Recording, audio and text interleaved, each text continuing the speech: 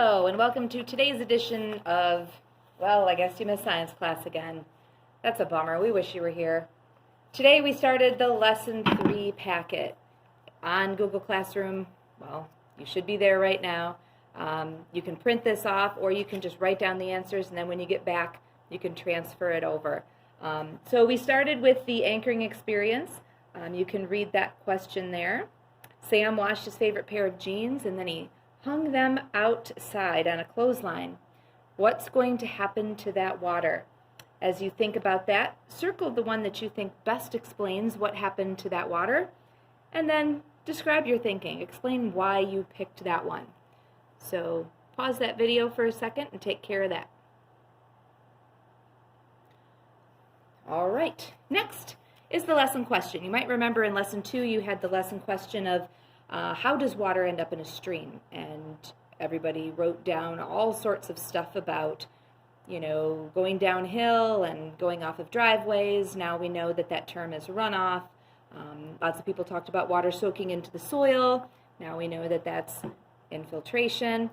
But this lesson question, because lesson 3 is a little bit different, does all the water that falls as precipitation make it to the river? We get a lot of precipitation here in Michigan, rain and snow and sleet and all that stuff. Does it all end up in the river? And if not, where does that water go? So think about that for a minute. We got a lot of rain the last couple of weeks, but our river didn't flood. So where did that water go? So write down your thoughts on that. Again, it's okay if you're wrong. It's the beginning. We're just kind of getting some brainstorms going. And then draw us a model of what you're thinking. So go ahead and pause the video, and you can do that now. Moving on. There's 3 vocabulary words in lesson 3, unlike lesson 2 where there were about 850. You only have 3. So you need to write down your best guess as to what evaporation, transpiration, and system boundary are.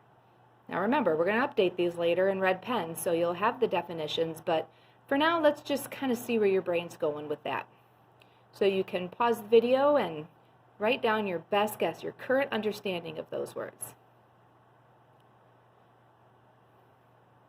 Now we move to the uncovering your idea phase, where we are going to set up a system model to try to answer that question of, if all of the water is not going into the stream, where is it going? So we're going to see if we can model different ways that water might move.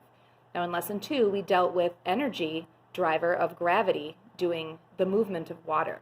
So now we're going to try to figure out ways that water is moving that maybe we can't see.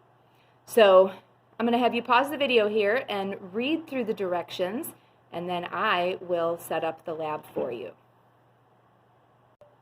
All right, so the procedure is there. We are basically going to create a system model of celery in red water to see if we can model how water might be moving in unseen ways. So our lab equipment is here.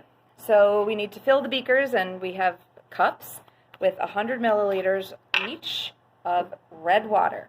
So that's all this is water with a little food coloring in it. Now if you've done an experiment similar to this, you might already know what's going to happen as we sit these overnight. But the important thing is why it's happening, and that's the part we don't know yet. So even if you've seen this and you're like, I know what's going to happen, that's great. But we are needing to find out why it is happening. So the directions say to fill the beaker with 100 milliliters of colored water. We're going to put a celery stalk in each one. So there's one, and there's the other one. And we are going to seal the beakers with plastic wrap so that no water can get out. So we're going to make sure that we are sealing these beakers so that none of that red water can escape, because we want to set these models overnight. Now I think I'm going to poke a hole in there so I can stick my celery through it. That might be a good idea. And then I'm going to try to wrap that plastic wrap as tightly as I can around my high-tech beaker, which is basically just a plastic cup. I'm going to do the same thing, poke a little hole, and then make sure that that is sealed as tightly as I can. Next, it says to use a marker to carefully mark the water level. So on each cup, I'm going to just put a little mark where that water level is so that I can remember.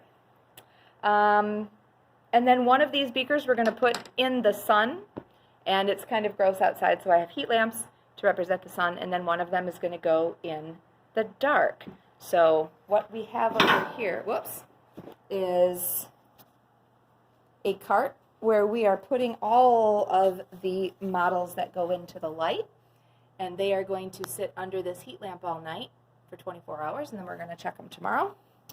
And then we have in the dark, and I just blocked it off with a box to keep it kind of dark, but those are the models that are going to be in the dark overnight. So what you need to do next is in your packet, you want to make sure in that space down there that you are drawing exactly what these models look like. So this is the one I'm going to put in the light, and this is the one I'm going to put in the dark. So you can pause the video, try to make it as accurate as you can. This one is standing up a little taller, so you want to make sure that in this drawing, the light, it's sticking up straight, and then in the one in the dark, it's kind of leaning off a little bit. So pause the video and make your best drawing. Once that's done, you're going to go to the prediction part in your packet, which is right there, and it says, what do you think will happen to the 2 beakers of water and celery, and why do you think that? So write down, what do you think is going to happen to the one in the light? What do you think is going to happen to the one in the dark? And why do you think that that's going to happen? And then you can check back tomorrow for our results.